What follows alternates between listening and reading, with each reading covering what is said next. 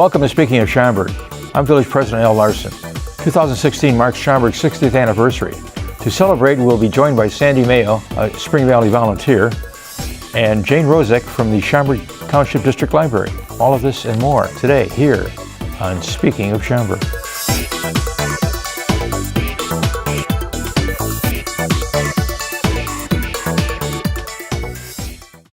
The village of Schaumburg has grown tremendously since its incorporation in 1956.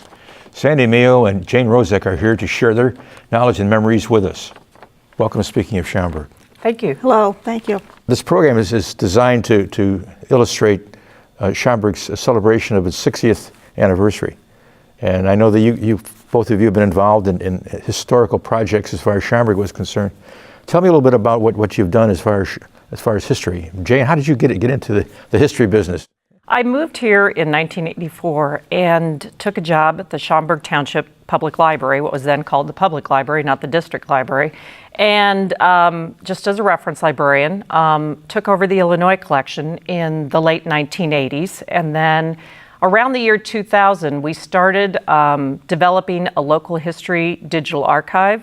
And I also developed a local history collection out of the Illinois collection.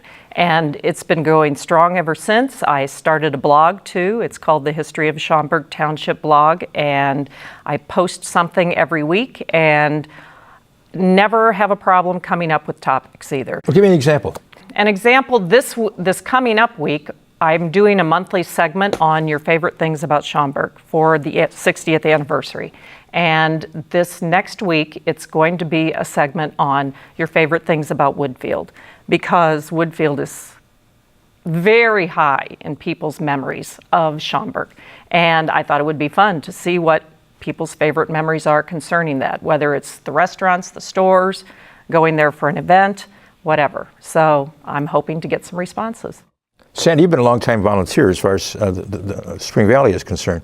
Now, aren't you doing a book on Spring Valley, a little history? We started one and then it's kind of come to a halt. But I've continued to get information from some of the older citizens around or people who lived in the neighborhood. And we have some information from Herman Rediker, who lived there. And it started from that. I knew Herman and would visit with him and didn't know what he was talking about. And finally decided I better start writing some of it down. Okay. So I have a strange map that he gave me one time that shows where the pond was and the little mill wheel that churned the butter, and nobody else could ever interpret it. Oh, really? But that's where some of the information came from. Tell me about the mill. Where was the mill? It was below the original little red barn, the 1880s little granary. That's about all we know. Nobody remembers seeing it. Herman never remembered it, but he knew the stories from his grandfather. And there was evidence, definitely, that there was a small mill race, and what they used it for was churning. So this would turn the churn as the water came down, and then if it was a dry summer, then they had a large dog who would walk on a treadmill and turn the churn. Now, there was a Vician family, wasn't there? But those were friends. They were friends of Herman Rediker's and Herman Schragge's. And they gave us some information, too. And they came out on Sundays and used to have... Yeah, they would bring food out on, I think, Wednesday evening and on Sundays and have a big dinner for Herman and Herman Schragge. Herman Schragge lived to be over 100 years old. Yeah, I think he was just under 103 when he died. Okay. All right. Yeah, he was an interesting man. Their farm was north of Higgins on Plum Grove Road. Isn't that where the Winklehockeys were located? North of there. North of there. Yeah. Okay. Yeah. More like across from Versailles on the lake, maybe a little bit this way from there. Okay. Versailles, isn't that the property was owned by Ellsworth, wasn't it? Yes, I would have been, yeah. Yeah, where he had his bee business, his honey business. Yes. Yeah, that was kind of before I got here. Yeah. Well, we came in 72. But Ellsworth was still here, so. Oh yes, yeah. Tell me about your interaction with Ellsworth. I only met him one time. We moved in '72, and I think about 2 years later, we went to a meeting. We knew that that land was going to stay open, so we kept our ears open. And we went to a meeting that was an original Spring Valley Nature Club meeting, and he was there and he spoke and showed some slides, and that really is what got me interested. Okay, that's interesting. Jane, what is your memory of Ellsworth? Were you?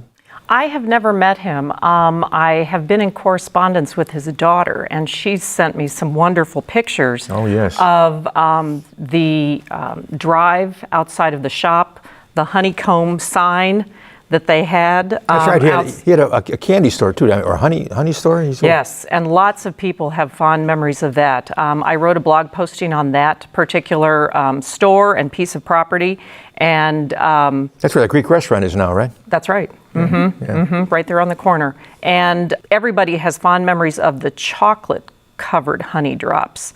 And somebody wanted a recipe, and I tracked one down in one of the old beekeeping magazines, asked them for permission to use it, and passed it on to the person, and she was definitely going to try it. It was an interesting posting to do, and it was interesting talking to Cindy Meineke. Is she still going to do that? She was going to try. I still have, and Levon Presley gave us a box too that was from the honey shop.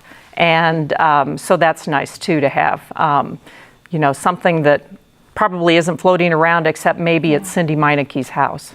And so it was a nice little plus to get that. Tell me about Spring Valley, Sandy. Well, it's a great place. Yes, it is.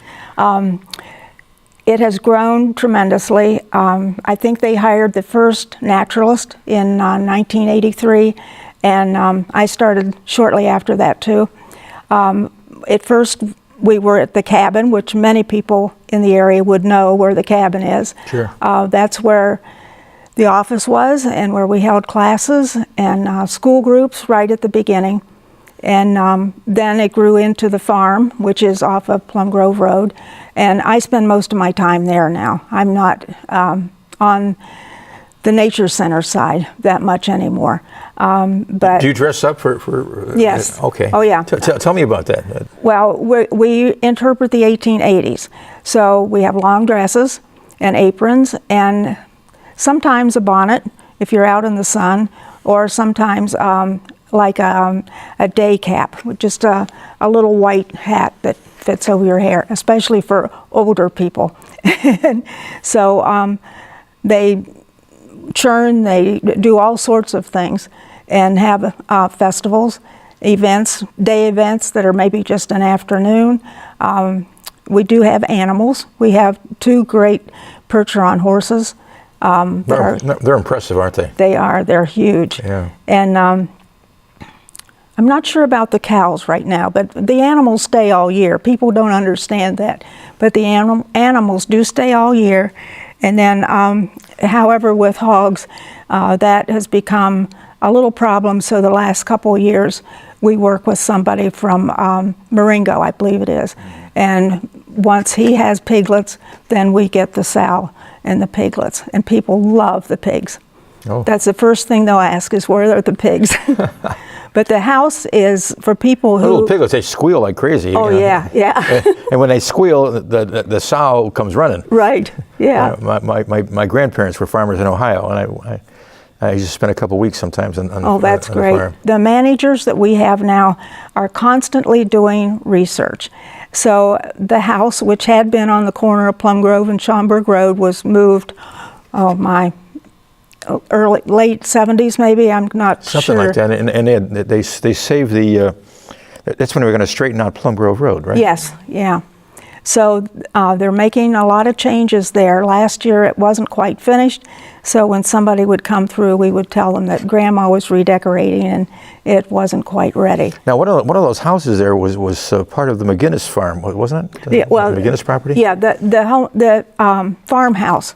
Yes. It originally went back to the Bager family, who came here from Germany, and there's been a lot of research on that, a lot of questions kind of as to who it really belonged to way back then, but McGinnis's were the last people to live in it, Dr. McGinnis and Sarah. He was a veterinarian, wasn't he? Right, at the racetracks. Yeah, and she was the first village clerk. Yes. Yes. Nice lady. Yeah, she was a wonderful lady, just a Yeah. wonderful lady. And we're able to save that corner and keep it as a park with a gazebo that at one time was on Ellsworth's property up Exactly. on Gulf Road. Yeah, so we're doing our best to keep things as we can, as we grow. Okay. But when I moved here, that was an interesting corner with the dog leg, if you Yes. would want to call it that way. Oh, sure. To keep on Plum Grove Road, and that's one of the big changes. It's just sad that the barn could not be saved. They saved timbers from the barn, and when they had a barn raising, they used some of those timbers. Oh, I didn't realize that. Yeah, we have a wonderful big red barn that. And that didn't come from the McGinnis property. I think it came from The Hogan Hattendorf farm. exactly. Yeah. Which is up north of Schaumburg Road. Yeah, and also the smokehouse was from there, and what we refer to as a summer kitchen. And now this summer, it's going to have another name. I think it's going to be a harness shop. We have 2 working kitchens now. Grandma's side of the big house, she has a stove, and she's redecorated, and that will be that's the grandparents' home, because all these families live together, and that's 2 houses put together. Yeah, and they're separate. You can see what. There's a walk. The hallway separates them, but they have a little tiny bedroom, and then this bigger kitchen. So there'll be a lot of cooking going on. That's wonderful. Wow. And it's great for school groups too. And we'll be back in just a few minutes. Thank you.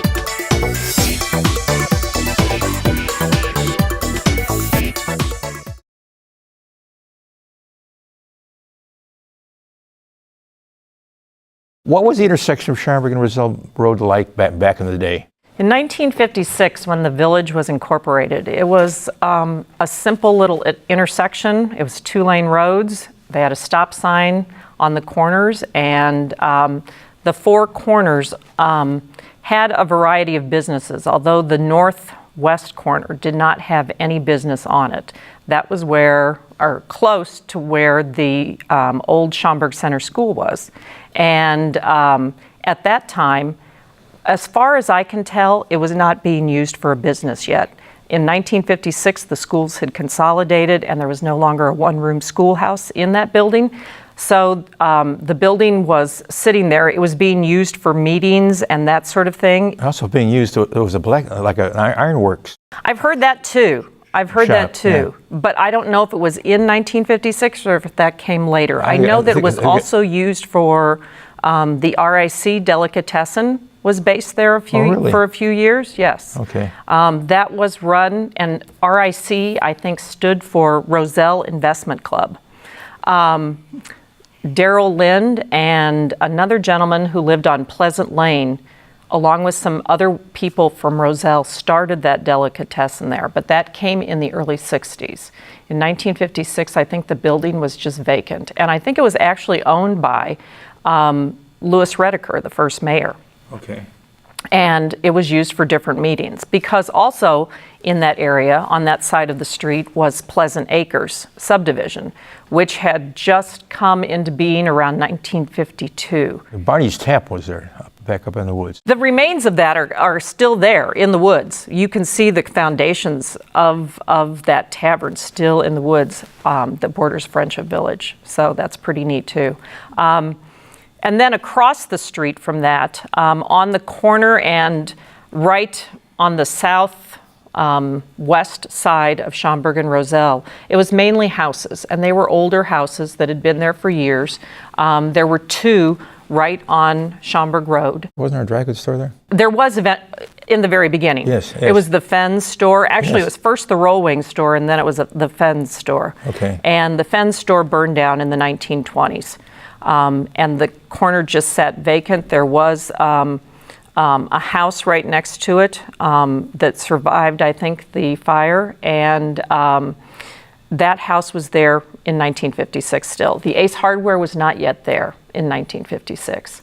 And then across the street on the Lou Malnati's side, Lou Malnati's. The building was there, except it was called the Schaumburg Inn. It's called Schnoody's too, wasn't it? It was Schnoody's at one time, and it was called Neiman's at one time. It was called Schnoody's Old Kentucky Tavern. I just recently bought a matchbook off eBay that is from Schnoody's Old Kentucky Tap, which is pretty cool. And on that side too, there was next to the Schaumburg Inn was the Lake Cook Farm Supply. And that was its first incarnation. It was in a small building right next to it. They sold seed and bulbs and fertilizer and other different smaller pieces of gardening equipment, kind of like a first, what we consider to be a nursery today. Sure. The Lake Cook Farm Supply eventually moved across the road, and that is where the Trickster Gallery is now.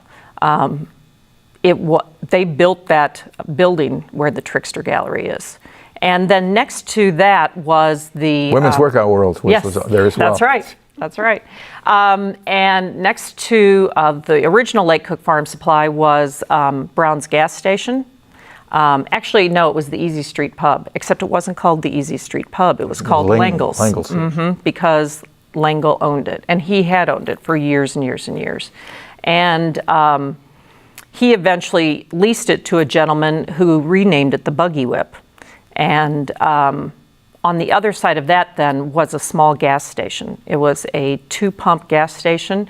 It was called Brownies or Browns. And a lot of people who moved here in probably the late 50s, early 60s do remember that too.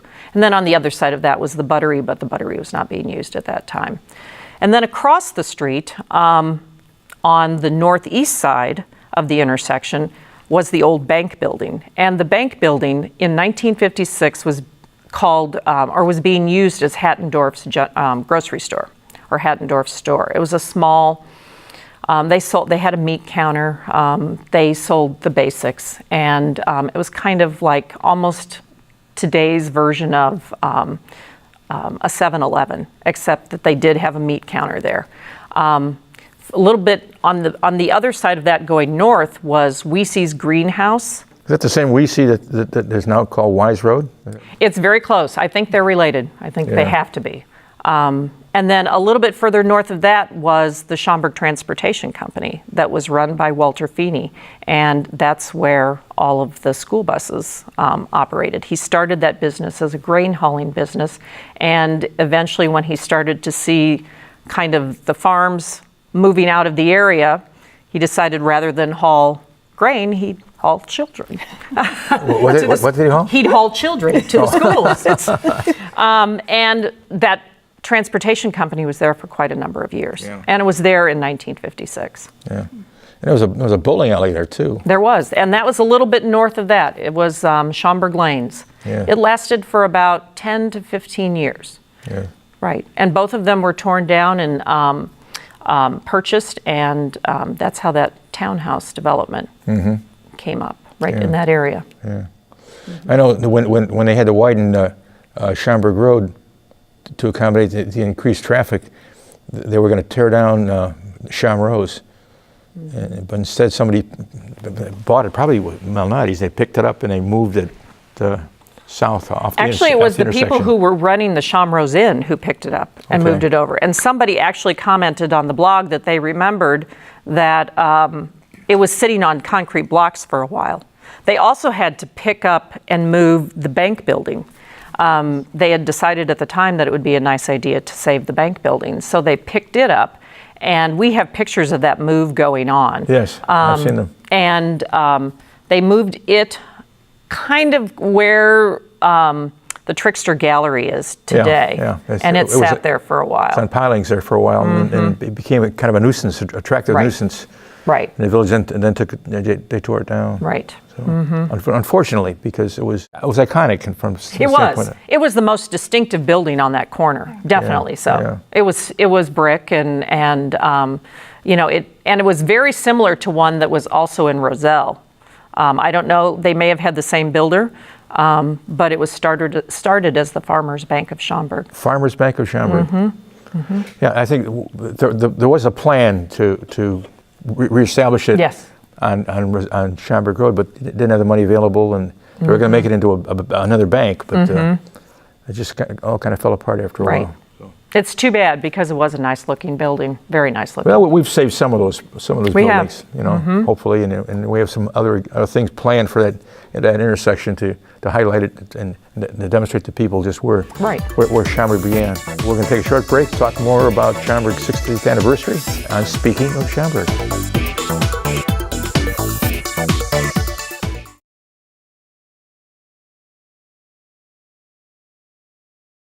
Look into that crystal ball now. Tell me what you see. I kind of think that there are a couple of things that need to be kept in mind when it comes to the village of Schaumburg. I think the first thing that leaps to mind is that I think that it's important to continue the beautification projects in the area. I think that the boulevard plantings are a wonderful touch. I think that the different small parks on the sides of the roads are also a really nice touch.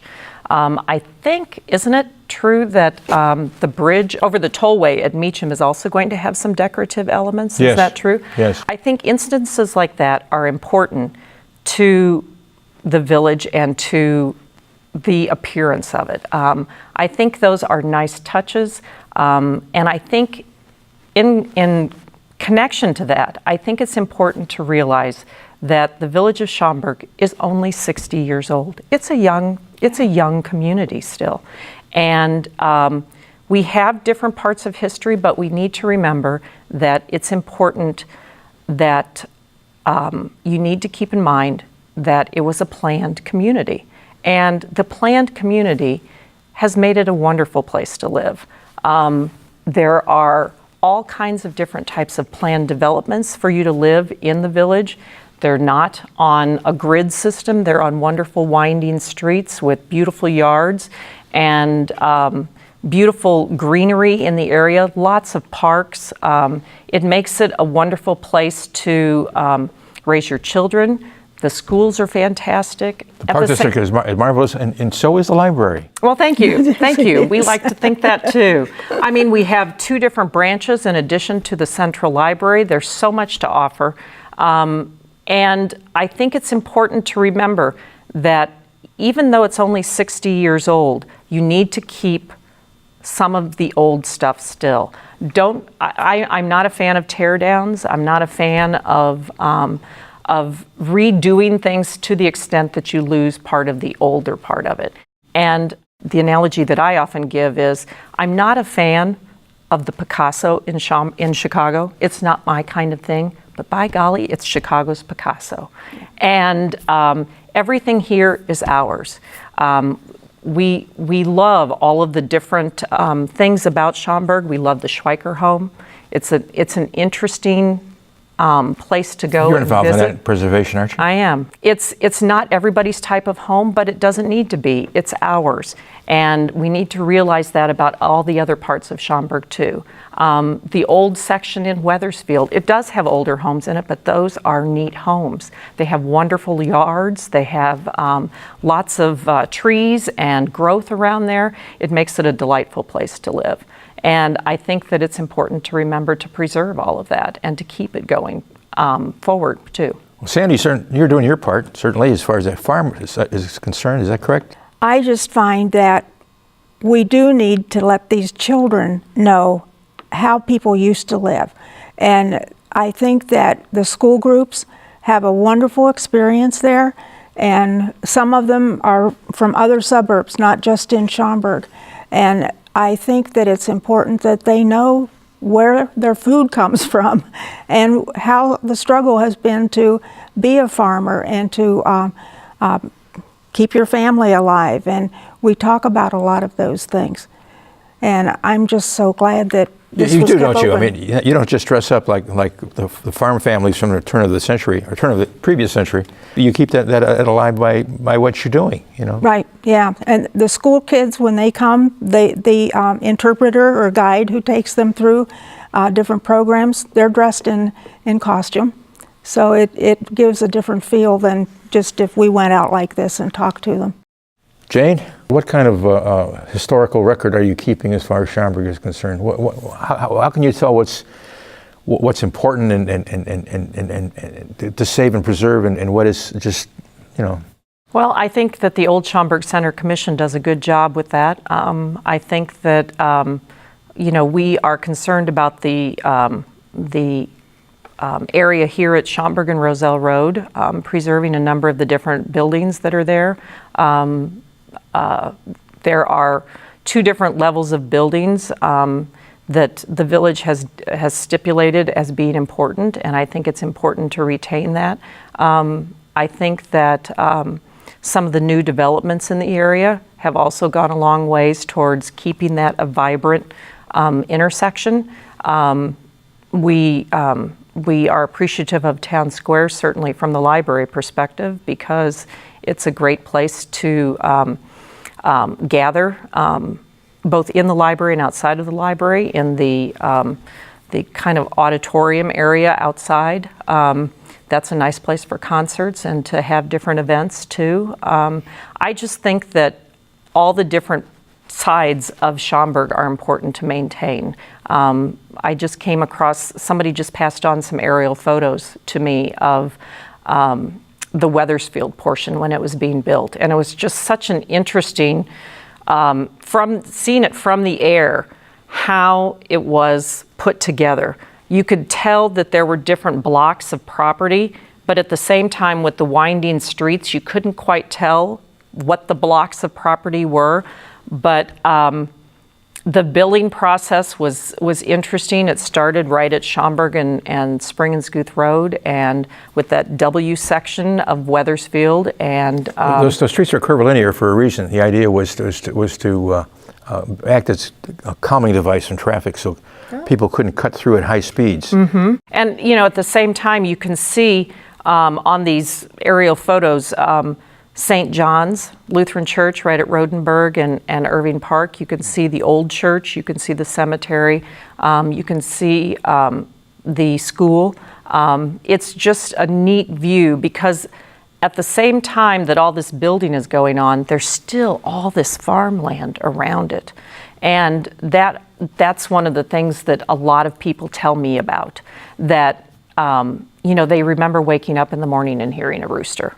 Hearing cows. Yes, hearing cows. Seeing cows. Seeing cows, yeah. One of the librarians I work with said that the people, she lives in Wethersfield, and she said that one of their original owner told her that they can remember having a party, and all of a sudden they all started screaming because the cows were moving into their yard. And it was just a common occurrence because the farms were so close to the subdivisions at the time. So it's neat. It's neat to be able to retain a little bit of that agrarian sort of rural type touch at Spring Valley, and it's all juxtaposed with all the suburban development that's gone on too. And I think the green spaces that have been preserved in amongst all the parks and everything are pretty neat too. I think a large part of success of Schaumburg has been the partnership that we've been able to develop with the library and with the park district, and it's a real plus. It is. On one of these aerial photos, you can see the pond that is still there at the Ruth McIntyre Park. It was there, sitting there all by itself in the middle of a field, but the shape is still the same, and it's been preserved, as part of a park, and that's pretty neat. Yeah, there's a couple segments of Sarah's Grove. That's right. Part of that is Friendship Village, and part of that is just across the street. Mm-hmm. It's Oak Hollow. Exactly, Oak Hollow Nature Preserve. Right. I was fortunate enough to be able to back up to Oak Hollow. Mm-hmm. But that's part of the headwaters, so that's kind of a break line there, where on one side of Salem you have Salt Creek watershed, and on the other side you have a branch of the DuPage River. Right, and Poplar Creek too. Yeah, exactly, exactly. Well, thanks so much for joining us. Thank you for having us. Well, it was a delight. It was a delight for me too. That'll do it for this edition of Speaking of Schaumburgs. Join us again next month for another all-new episode. Until then, I'll see you around town, and I'll see you guys around town too. Good. Hope to. Okay.